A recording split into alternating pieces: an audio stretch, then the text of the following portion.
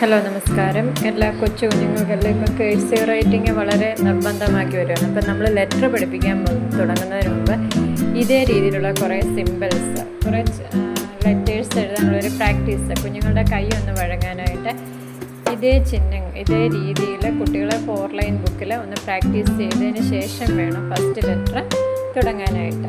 First letter A.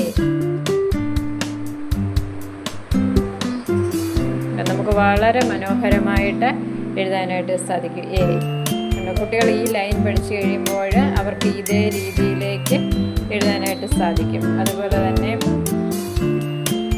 Curve വരയ്ക്കാനും ഇതിനെല്ലാം എന്താണ് ഇതേ കുറേ ലെറ്റേഴ്സ് നമ്മൾ പഠിക്കണം. അതുപോലെ തന്നെ ബി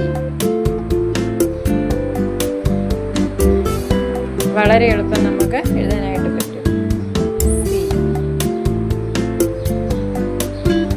ഇതെല്ലാം ഇതേ കാര്യങ്ങൾ ഒന്ന് പ്രാക്ടീസ് ചെയ്തതിന് ശേഷം വേണം കേഴ്സിവ് ലെറ്റർ തുടങ്ങാനായിട്ട്. Okay, thank U.